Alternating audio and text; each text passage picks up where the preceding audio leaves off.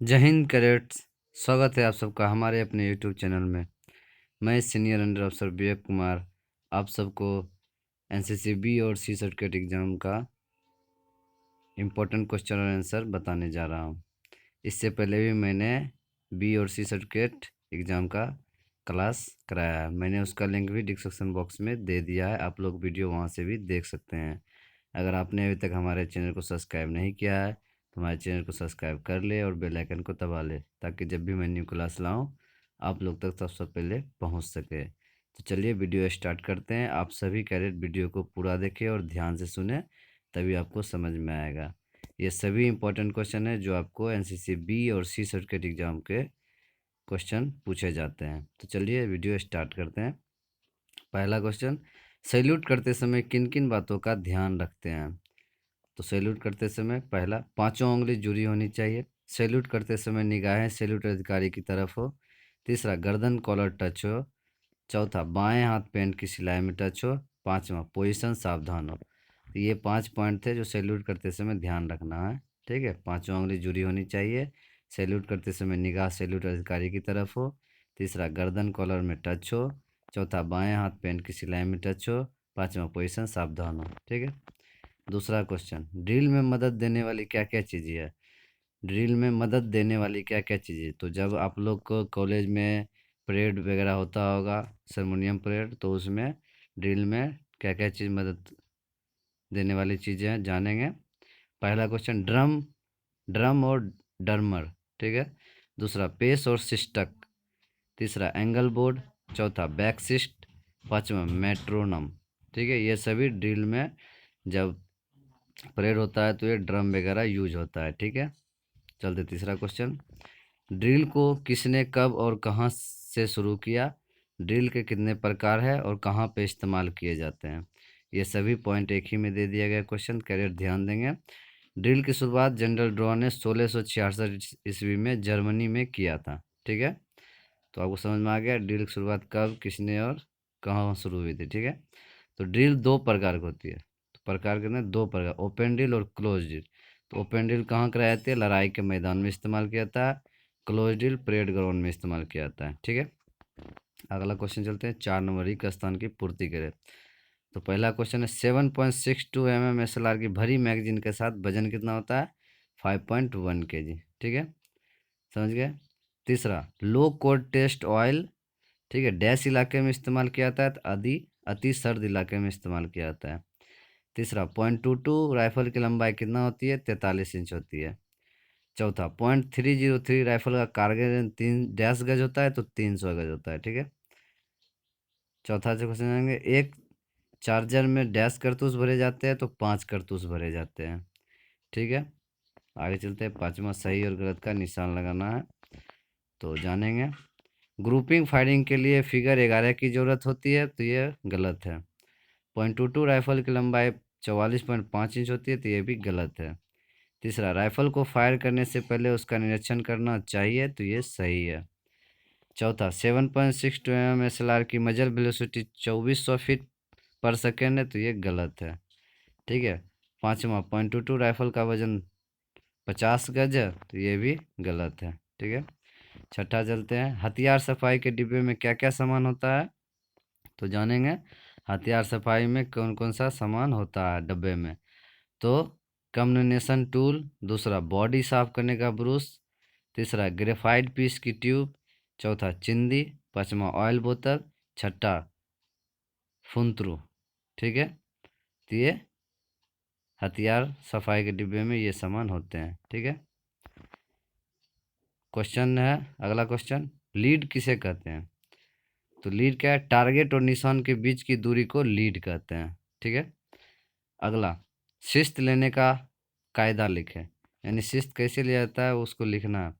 तो कोई एक आंख बंद करे, राइफल को सीधा और मजबूत पकड़े, बैक साइड की यू और फोर साइड की नोक को टारगेट के मध्य में मिलाए और चंद सेकंड के लिए सांस को रोके और टारगेट में एम ले और गोली आपकी एम पर लगेगी। कहने का तात्पर्य है कि शिस्त लेने से पहले एक आंख को बंद करना है, राइफल को सीधा और मजबूत पकड़ना है, बैक साइड की यू और फोर साइड की नोक के टारगेट के मध्य में मिलाना है और थोड़ा सेकंड के लिए सांस को रोकना है, टारगेट को एम में मिलाना है और फायर कर देना है। ठीक है, तो एम आपकी लग जाएगी सही पोजीशन पे। ठीक है, आगे चलते हैं। 7वां नंबर क्वेश्चन, फायरिंग पोजीशन के नाम लिखना। तो फायरिंग पोजीशन कितने प्रकार के? तो line position, sitting position, standing position, leaning position, hip position. ठीक है, यानी खड़े होके, बैठ के, घुटने के बल, हिप के बल। ठीक है, समझ गए? ये सभी फायरिंग पोजीशन होते हैं। समझ गए कैडेट? आगे चलते हैं। इसी का 92 नंबर क्वेश्चन, स्लाइड को कितने बड़े भागों में खोला जाता है? ठीक है, मतलब एसएलआर को, इसमें हिंदी लिखा हुआ है, तो एसएलआर को कितने बड़े भागों में खोला जाता है? तो 5 बड़े भागों में खोला जाता है। ठीक है, आगे चलते हैं। एसएलआर का रेट ऑफ फायर लिखना है। ठीक है, तो सिंगल राउंड 1 मिनट में 1 मैगजीन, रिपेड फायर पर 1 मिनट में 3 मैगजीन, और ब्रूस्ट फायर पर 1 मिनट में, यहाँ 2 मैगजीन होगा कैडेट। ठीक है, 1 मैगजीन लिखा है, 2 मैगजीन होगा। ठीक है, आगे चलते हैं। 8 नंबर क्वेश्चन, निम्न घटनाएं कब घटी? तो पहला, मंगल पांडे विद्रोह कब हुआ? 10 मई 1857 ईस्वी में मेरठ में हुआ। ठीक है, दूसरा, भारत छोड़ो आंदोलन 1943 ईस्वी में। आज़ाद हिंद फौज की स्थापना 1943 ईस्वी में। गांधी जी भारत कब लौट कर आए? 1912 ईस्वी में। तराइन का प्रथम युद्ध 1101 ईस्वी में। ठीक है, जलियांवाला बाग हत्याकांड कब हुआ? तो 1919 ईस्वी में। ठीक है, तो ये सभी इम्पोर्टेंस घटना थे। ठीक है, आगे चलते हैं। नेशनल इंटीग्रेशन पर एक नोट लिखना। ठीक है, नेशनल इंटीग्रेशन पर एक नोट लिखना। जानेंगे, राष्ट्रीय एकता का अर्थ अपने राष्ट्र से प्रेम करना तथा व्यक्तिगत, जातिगत, क्षेत्रीय हितों की अपेक्षा राष्ट्र हित को महत्व देना है। राष्ट्रीय एकता किसी राष्ट्र के अंतर्गत निवास करने वाले व्यक्ति के परस्पर संबंधों तथा उनके अपने देश के प्रति निष्ठा होती है, उसे व्यक्त करती है। जब राष्ट्र के नागरिक सामूहिक भावना से प्रेरित होकर कार्य करते हैं और अपने हित से राष्ट्र को सर्वोपरि मानते हैं, तो संक्षेप में राष्ट्रीय एकता मनोभाव है। ठीक है, तो नेशनल इंटीग्रेशन जो कैंप लगता है उसके पे एक नोट था, थोड़ा सा पॉइंट। ठीक है, आगे का इसी का क्वेश्चन है, निम्नलिखित व्यक्ति किस धर्म से संबंधित है? तो पहला है गोविंद सिंह, तो सिख धर्म से है। स्वामी विवेकानंद हिंदू धर्म से है। मोहम्मद साहब मुस्लिम धर्म से है। शंकराचार्य हिंदू धर्म से है। ठीक है, आगे जाते हैं। 10 नंबर, निम्नलिखित राज्य में पाए जाने वाली झीलों के नाम लिखें। कश्मीर में कौन सा है? बुलर व डल झील। उत्तर प्रदेश में नैनीताल झील। राजस्थान में सांभर झील। उड़ीसा में चिल्का झील। ठीक है,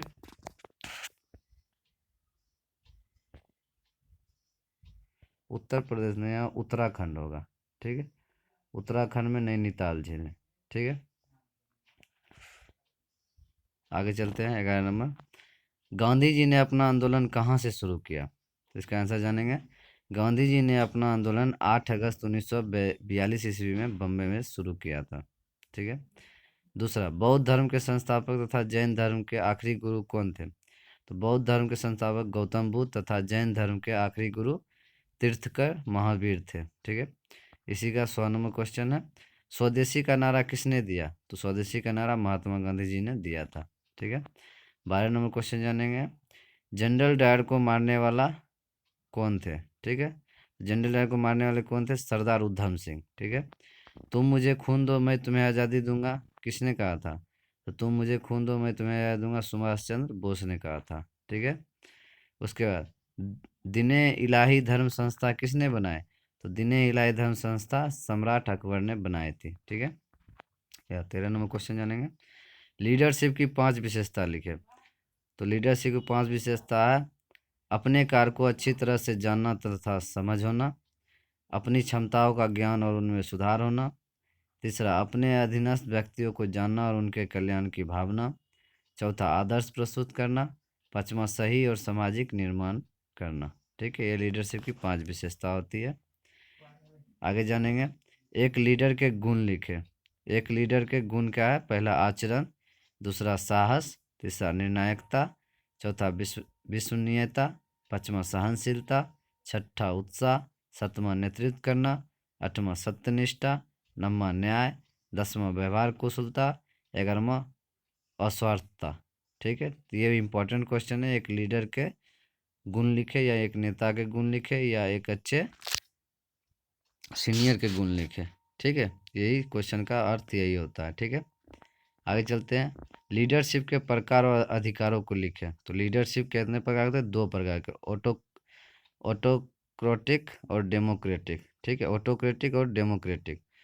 और तीसरा लेसिसफेयर, अधिकार वह भाग है, लेसिसफेयर। ठीक है, तो अधिकार वह भाग है जिसे समाज स्वीकार करता है और राज लागू करता है। ठीक है, तो डेमोक्रेटिक, लेसिसफेयर और ऑटोक्रेटिक। ठीक है, ये सभी लीडरशिप के प्रकार होते हैं। चलिए जानते हैं। एक अच्छे 15 नंबर क्वेश्चन, एक अच्छे नेता के 5 कर्तव्य लिखना है। तो एक अच्छे नेता के 5 कर्तव्य क्या है? सही और सामाजिक निर्माण, अधीनस्थों में उत्तरदायित्व का विकास, आदर्श प्रस्तुत करना, स्वयं पर उदाहरण देना, अधीनस्थों के कार्य के प्रति स्वयं में उत्तरदायित्व की भावना, छठा शक्तिशाली, सातवां न्याय करने वाला। ठीक है, ये अच्छे नेता के 5 कर्तव्य हैं। ठीक है, अगला क्वेश्चन जानेंगे वो इसी का 15 का। वो राजनीतिक लीडर व सैनिक लीडर के 5 असमानताएं लिखें। यानी राजनीतिक लीडर और सैनिक लीडर। तो राजनीतिक लीडर जानेंगे निस्वार्थ राजनीति, देश का नेतृत्व करने की क्षमता, तीसरा जनता में स्वच्छ छवि, चौथा देश के विकास के लिए सही नीतियों का निर्माण करने की क्षमता, पांचवा संविधान में आस्था रखने के साथ ही उसके अनुसार काम करने की इच्छा शक्ति। ठीक है, सैनिक लीडर में जानेंगे डिसिप्लिन के प्रति सजग, तुरंत निर्णय लेने की क्षमता, अपने आप पर उदाहरण, सभी सैनिक के साथ समान व्यवहार व उनका कल्याण, पांचवा कानून में आस्था रखने वाला। ठीक है, ये राजनीतिक लीडर और सैनिक लीडर में 5 असमानताएं थे। ठीक है, आगे जानते हैं मनुष्य को स्वस्थ रहने के लिए किन किन बातों का ध्यान देना चाहिए। तो मनुष्य को स्वस्थ रहने के लिए शारीरिक स्वस्थता, पौष्टिक भोजन, व्यायाम, विश्राम व नींद, साफ सफाई वातावरण। ठीक है, साफ सुथरा वातावरण, चिंता रहित जीवन, अच्छी आदतें, ये मनुष्य के स्वस्थ रहने के बात है। ठीक है, ध्यान देने वाली बात है। ठीक है, आगे चलते हैं। कैंप के दौरान हाइजीन और सैनिटेशन की ध्यान देने वाली बातें लिखना। तो कैंप के दौरान हाइजीन में ध्यान देने वाली बातें कौन कौन है? तो पहला डीडीटी, बीटैक्स, बैगन स्प्रे, दूसरा पूरे इलाके की साफ़ सफाई, तीसरा वाटर पॉइंट साफ़ सफाई होना चाहिए, चौथा कुक हाउस की साफ़ सफाई, पाँचवा स्नेक वाइट किट, छठा पीने वाले पानी में ब्लीचिंग पाउडर का मिला हुआ होना। ठीक है, तो कैंप के दौरान हाइजीन में देने वाली ये बातें थी, पॉइंट थी। ठीक है कैडेट्स, आगे चलते हैं। एक सिविल अथॉरिटी की परिभाषा क्या है और इसे किस प्रकार मांगी जाती है? तो कहाँ इसका आंसर क्या होगा? सिविल गवर्नमेंट अक्सर मुख्य तालिक के लिए सैनिक सहायता की मांग करती है। ऐसी सैनिक सहायता को एड टू सिविल अथॉरिटी कहते हैं। सैनिक सहायता निम्न कामों के लिए मांगी जाती है, जैसे कानून और हुक्म को जारी रखने के लिए, दूसरा जरूरी सर्विस चलाने के लिए, तीसरा कुदरती मौसमी खतरों में मदद के लिए, चौथा विकास कार्यों में मदद देने के लिए। ठीक है, आगे चलते हैं। 19 नंबर, गांव या नगर में किसी महामारी के आने से एनसीसी कैडेट क्या योगदान दे सकते हैं? तो गांव या नगर में कोई भी महामारी आती है तो उसमें एनसीसी कैडेट क्या योगदान दे सकते हैं, क्वेश्चन है। तो रोगियों का मनोबल बढ़ाना, दूसरा बीमारी की सूचना तुरंत चिकित्सा अधिकारी को देना, तीसरा पीड़ितों के लिए गाड़ियों का बंदोबस्त करना, चौथा रोगियों के खाने पीने का बंदोबस्त करना, पांचवा बीमारग्रस्त इलाकों में स्वस्थ नागरिकों को न आने देना। ठीक है, अगला क्वेश्चन है इसी का, वो एनसीसी कैडेट लड़ाई के दौरान सिविल प्रशासन की कैसे मदद कर सकते हैं? इंपॉर्टेंट क्वेश्चन है। तो जनता का मनोबल ऊंचा रखना, दूसरा अफवाहें न फैलना। ठीक है, अफवाहें फैलाने से रोकना है, तीसरा आंतरिक सुरक्षा में मदद, चौथा हवाई हमले की पूर्व की तैयारी करना, पांचवा बिजली नर्सिंग सिग्नल ट्रैफिक कंट्रोल में मदद करना। ठीक है, समझ गए, बिजली, उसके बाद सिग्नल ट्रैफिक कंट्रोल। ठीक है, इसमें मदद करना। ठीक है, अगला क्वेश्चन जानते हैं। सिविल डिफेंस से आप क्या समझते हैं? तो सिविल डिफेंस आप क्या सुनते हैं, वह सभी उपाय जो जान माल पर शत्रु के कार्रवाई के प्रभाव को कम से कम करने के लिए युद्ध के दौरान जनता, सरकार, स्थानीय प्रशासन, स्वैच्छिक संगठनों द्वारा अपनाए जाते हैं, उसे नागरिक सुरक्षा कहते हैं, यानी सिविल डिफेंस। ठीक है, आगे चलते हैं। देश के लिए एनसीसी कैडेट का नागरिक सुरक्षा हेतु अपना क्या योगदान दे सकते हैं? तो देश की सुरक्षा के लिए एनसीसी कैडेट क्या योगदान देते हैं? शत्रु की बमबारी के समय, आग लगने पर, भूकंप के समय, बाढ़ के समय, विपत्ति के समय अपना योगदान दे सकते हैं। ठीक है, आग बुझाने के कौन कौन से उपाय हैं? तो आग बुझाने के उपाय जानेंगे। पहला सोडा अम्ल का उपकरण, दूसरा कुल्हाड़ी, तीसरा बेलचा, चौथा कंबल, पांचवा फायर बीटर हुक, छठा बाल्टी पानी या कंस्ट्रक्टर, ठीक है, सातवां रेत। ठीक है, आगे जानेंगे 23 नंबर क्वेश्चन। प्रदूषण कितने प्रकार का होता है? तो प्रदूषण 4 प्रकार का होता है। वायु प्रदूषण, जल प्रदूषण, ध्वनि प्रदूषण, मृदा प्रदूषण। सभी इंपॉर्टेंट क्वेश्चन है। तो प्रदूषण रोकने के उपाय तो क्या है? वायु प्रदूषण। वायु प्रदूषण को रोकने के लिए वाहनों में लैंड रहित पेट्रोल का उपयोग करना चाहिए। कारखानों की चिमनियों से निकलने वाले धुएं का उपचार करके चिमनियों से बाहर छोड़ना चाहिए। ठीक है, दूसरा जल प्रदूषण। तो जल प्रदूषण को रोकने के लिए कारखानों से निकलने वाले रसायनों का उपचार करके उन्हें नदी अथवा नालों में छोड़ना चाहिए। सामूहिक जल स्रोतों के उपयोग वाले स्थानों पर जानवर को पानी नहीं पिलाना चाहिए। उनके किनारे स्वच्छ नहीं करना चाहिए तथा कपड़े नहीं धोना चाहिए। तीसरा ध्वनि प्रदूषण। कल कारखानों के मशीनों व उपकरणों को ध्वनि पर नियंत्रण, लाउड स्पीकरों पर नियंत्रण, रेडियो व अन्य मनोरंजन के साधनों की ध्वनि 30 डेसिबल तक होनी चाहिए। ठीक है, मृदा प्रदूषण।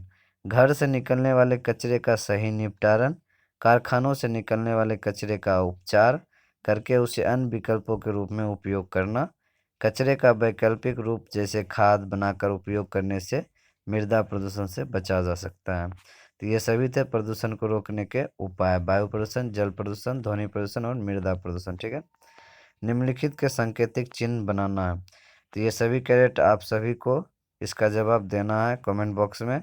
ऐसे मैं इसका जवाब कमेंट बॉक्स में मैं दे दूंगा चिन्ह बना के।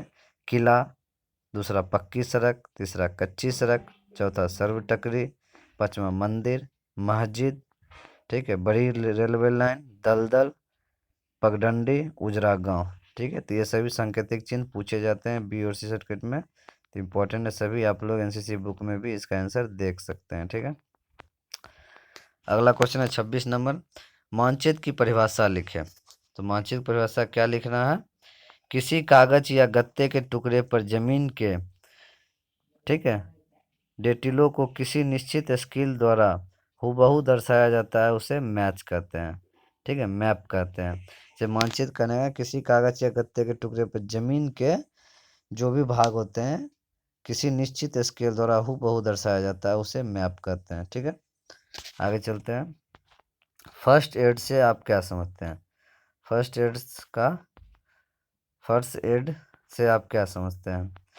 तो किसी आकस्मिक घटना या रोग से पीड़ित होने पर व्यक्ति की डॉक्टर के पहुंचाने या अस्पताल पहुंचाने से पहले दी गई चिकित्सा से पहले जो इलाज दिया जाता है उसे फर्स्ट एड कहते हैं। ठीक है, यानी कहने का तत्व है कि एकाएक अगर किसी घटना हो जाता है, रोग पीड़ित है, तो डॉक्टर के आने से पहले अगर आपने उसे चिकित्सा दे दिया इलाज से पहले तो उसे फर्स्ट एड कहते हैं। ठीक है, आगे चलते हैं 28वां क्वेश्चन। कृत्रिम सांस देने का क्या तरीका है? तो कृत्रिम सांस देने का तरीका क्या है? मुंह से मुंह लगाकर रुके हुए सांस को चालू करना। ठीक है, सिल्वेस्टर विधि, शेफर विधि और लाबोर्ड विधि। ठीक है, ये कृत्रिम सांस देने के तरीके होते हैं। ठीक है, अगला क्वेश्चन 29 नंबर। सामाजिक सेवा का क्या अर्थ है? तो स्वार्थ रहित होकर जन कल्याण के कार्यों में अपनी अर्जित शक्तियों द्वारा पूर्ण रूप से सहयोग देना, यह सामाजिक सेवा का अर्थ है। ठीक है, 30 नंबर क्वेश्चन है। कैडेट शांति काल में कौन कौन से कार्य करते हैं, लिखें। तो कैडेट शांति काल में कौन कौन से कार्य करते हैं? तो पहला पल्स पोलियो अभियान, दूसरा रक्तदान, तीसरा वृक्षारोपण, चौथा मोहल्ले की साफ सफाई, ठीक है, पांचवा श्रमदान, छठा ट्रैफिक कंट्रोल। ये सभी कैडेट शांति काल में कार्य करते हैं। ठीक है, अगला क्वेश्चन है 31 नंबर। सामाजिक सेवा क्यों आवश्यक है? तो सामाजिक सेवा क्यों आवश्यक है? तो कैडेट्स के दिल में परोपकार की भावना पैदा करना, त्याग उदारता, तीसरा दया, चौथा उज्जवल भावनाओं का विकास, पांचवा कैडेट्स का नैतिक स्तर, छठा मातृत्व की भावना व नेतृत्व के गुणों में विकास होना। ठीक है, ये सभी सामाजिक सेवा के लिए आवश्यक है। ठीक है, सामाजिक सेवा इस चीज़ के लिए आवश्यक होता है। ठीक है, सामाजिक सेवा से कैडेट को क्या लाभ होता है? 32 नंबर क्वेश्चन। तो समुदाय में प्रत्येक व्यक्ति को अन्य सदस्यों के साथ सहयोग तथा धैर्य एवं सहनशीलता के साथ सामंजस्य करना पड़ता है। छात्र सैनिकों में इन्हीं गुणों के विकास के लिए समाज सेवा आवश्यक है। ठीक है, तो ये समाज सेवा कैडेट्स के लिए यही लाभ देता है।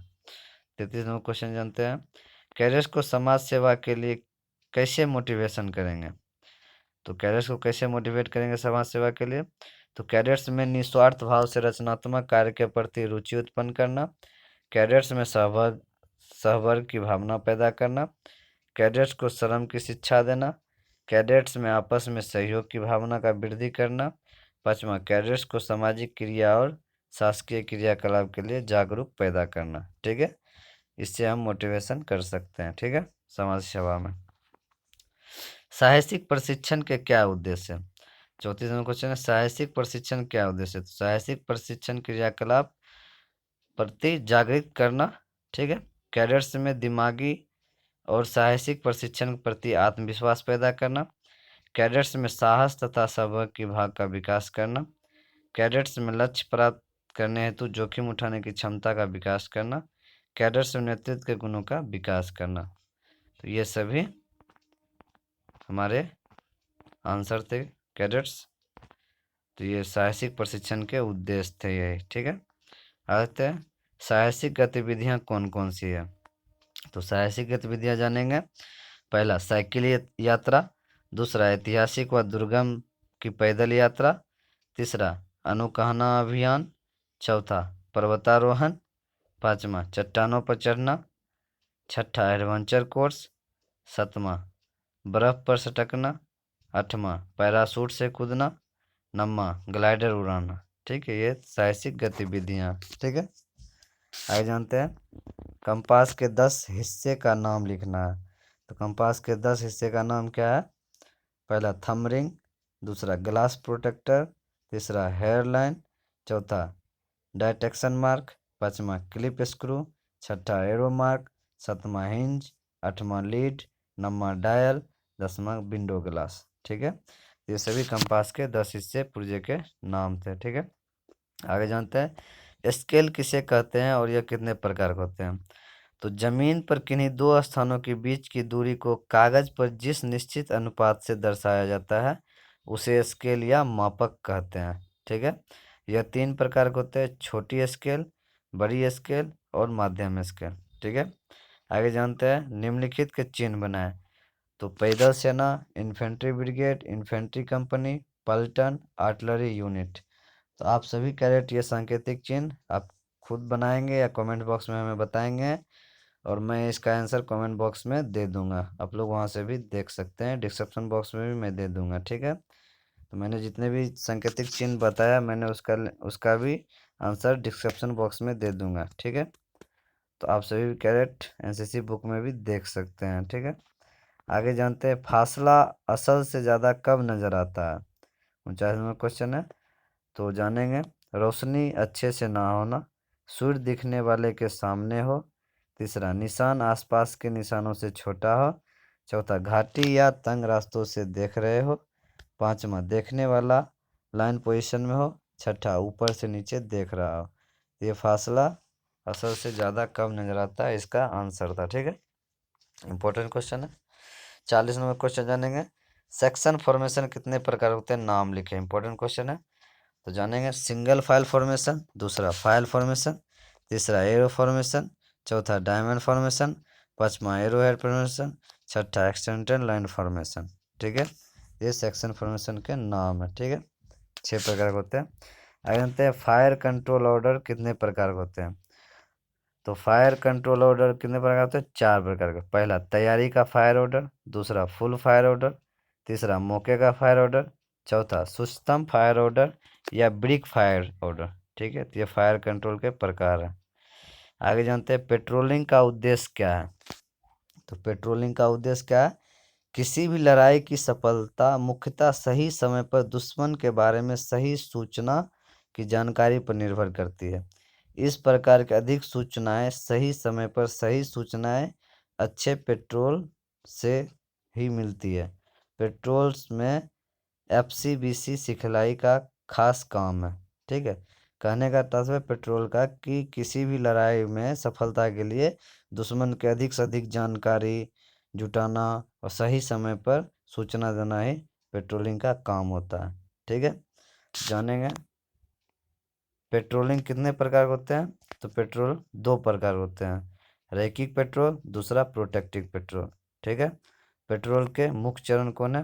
43 नंबर क्वेश्चन है, पेट्रोल कितने प्रकार होते हैं। तो पेट्रोलिंग कितने प्रकार होते हैं। पेट्रोल दो प्रकार के होते हैं, रैखिक पेट्रोल, दूसरा प्रोटेक्टिव पेट्रोल। पेट्रोलिंग के मुख्य 3 चरण है, तैयारी, संचालन, समीक्षा। ठीक है, आगे चलते हैं। पेट्रोलिंग की नफरी किस पर मुनासिब है, जानेंगे पेट्रोलिंग की नफरी किस पर मुनासिब है। तो पेट्रोल की नफरी सेक्शन या फिर एक बटालियन भी हो सकती है। यह टास्क पर निर्भर करती है या जमीन की बनावट पर भी निर्भर करती है। ठीक है, आगे जानेंगे 45 नंबर क्वेश्चन, सही व गलत का निशान लगाना।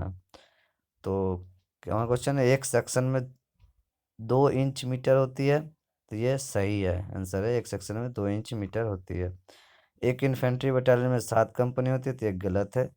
तीसरा, पिस्तौल एक जवान का जाती हथियार है, गलत। चौथा, एक एलएमजी पर 2 जवान होते हैं, एक एलएमजी पर 2 जवान होते हैं, सही है। पांचवा, एक सेक्शन का सेक्शन कमांडर एक ऑफिसर होता है, गलत है। छठा, एक सेक्शन की नौकरी 20 होती है, गलत है। सातवां, एक सेक्शन में 2 एलएमजी होती है, गलत है। आठवां, एमजी का हाईपार्ट पर रेंज 800 होता है, तो ये गलत है। नौवां, एक राइफल एसएलआर का कारगर रेंज 600 मीटर है, ये भी गलत है। मोटर प्लान को छोटा तोपखाना कहते हैं, ये सही है। ठीक है, आगे जानते हैं 46 नंबर क्वेश्चन जानेंगे, एक इन्फेंट्री बटालियन में कितनी कंपनी होती है। तो एक इन्फेंट्री बटालियन में कितनी कंपनी होती है, तो जानेंगे rifle company, alpha company, bravo company, charlie company, delta company, support company, प्रशासन कंपनी। ठीक है, ये एक इन्फेंट्री बटालियन में इतनी कंपनी होती है। आगे जानेंगे स्टेन गन कार्बाइन पर कारगर रेंज लिखे और मजल वेलोसिटी लिखे। स्टेन गन कार्बाइन का तो क्या है, स्टेन गन का कारगर रेंज 30 गज है। ठीक है, और इसका मजल वेलोसिटी 1200 फीट प्रति सेकेंड है। ठीक है, स्टेन गन कार्बाइन का। ठीक है, आगे जानेंगे निम्नलिखित युद्ध कब हुए। तो निम्नलिखित युद्ध कब हुए, चीन व स्वतंत्र भारत का युद्ध सन 1962 ईस्वी में, भारत व बांग्लादेश युद्ध सन 1971 ईस्वी में, हल्दी घाटी युद्ध सन 1576 ईस्वी में, प्लासी का युद्ध 1751 ईस्वी में, पानीपत का युद्ध सन 1526 ईस्वी में। ठीक है, ये सभी युद्ध हैं। आगे जानेंगे भारतीय सेना के कितने अंग हैं। तो भारतीय सेना के 3 अंग हैं, थल सेना, जल सेना, वायु सेना। ठीक है, Indian army, Indian navy, Indian air force. ठीक है, 50 नंबर क्वेश्चन है, भारत में निर्मित मिसाइलों के नाम लिखें। तो भारत में निर्मित मिसाइलों का नाम क्या है, पहला अग्नि मिसाइल, दूसरा नाग मिसाइल, तीसरा पृथ्वी मिसाइल, चौथा त्रिशूल मिसाइल, पांचवा आकाश मिसाइल। ये सभी मिसाइल हैं। ठीक है, 51 नंबर क्वेश्चन जानेंगे, निम्नलिखित का पूरा नाम लिखें। तो पूरा नाम लिखना है, पहला क्या, एएमसी, एएमसी का फुल फॉर्म क्या होता है, आर्मी मेडिकल कोर। दूसरा पीओ, पोस्टल ऑफिस। तीसरा एएससी, आर्मी सप्लाई कोर। ठीक है, चौथा टीए, टिटोरियल आर्मी। पांचवा CMP, code of military service. ठीक है, ये फुल फॉर्म होते हैं। आगे जानेंगे मंगल पांडे विद्रोह कब हुआ। तो मंगल पांडे विद्रोह के बारे में जानेंगे, सन 1856 ईस्वी में भारतीय सैनिकों को चर्बी लगे कारतूस दिए गए थे। बैरकपुर छावनी में मंगल पांडे नामक सैनिक ने चर्बी वाले कारतूस का प्रयोग करने से इनकार कर दिया।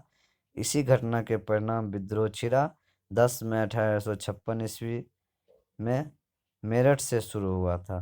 तो ये मंगल पांडे विद्रोह का कुछ पॉइंट था। ठीक है, आगे जानेंगे 53 नंबर क्वेश्चन। बिना हथियार की लड़ाई में कौन कौन सी बातों का ध्यान रखा जाता है? तो बिना हथियार की लड़ाई में शत्रु पर उस समय हमला करना जिस समय सबसे वो बेघर हो। ठीक है, दूसरा चटकी से हमला करना, तीसरा हमले में पूरी ताकत लगाना, चौथा अपना काम सफाई से करना, पांचवा लड़ाई पर पहल करना, ठीक है, शत्रु को मौका न देना, छठा बचाव के बाद हमले की कार्रवाई करना, सातवां शरीर के नाजुक हिस्सों पर चोट लगना, और आठवां अचानक प्रहार करना। तो ये बिना हथियार की लड़ाई में ये सभी बातें ध्यान में रखा जाता है। ठीक है, आगे जानते हैं बिना हथियार की लड़ाई कौन कौन से हथियार इस्तेमाल होते हैं। ठीक है, बिना हथियार की लड़ाई में कौन कौन से हथियार इस्तेमाल होते हैं? तो बिना हथियार की लड़ाई में निम्न हथियार इस्तेमाल होते हैं: फौलादी टोपी, तंबुओं के खूंटे, पेड़ों की टहनियाँ, चौथा पत्थर, पांचवा गिट्टी, छठा लोहे का सरिया इत्यादि। ठीक है, तो आप सभी कैडेट सभी क्वेश्चन आंसर अच्छे से कर लीजिए और आप पूरा वीडियो अच्छे से देखें और ध्यान से सुने। आज की क्लास आप लोग के लिए यहीं समाप्त होती है। इससे आगे का क्लास मैं नेक्स्ट वीडियो में बताऊंगा इम्पोर्टेंट क्वेश्चन और आंसर के बारे में। और मैंने इससे पहले जितने भी क्लास कराए हैं बी और सी सर्टिफिकेट के लिए, मैंने उसका लिंक भी डिस्क्रिप्शन बॉक्स में दे दिया है। आप लोग वहां से भी वीडियो को देख सकते हैं। तो कैडेट्स, वीडियो को ज़्यादा से ज़्यादा शेयर करें। अगर वीडियो अच्छा लगे तो लाइक और कमेंट अवश्य करें। अगर आपका कोई भी सवाल या सुझाव है तो मुझे कमेंट बॉक्स में पूछ सकते हैं।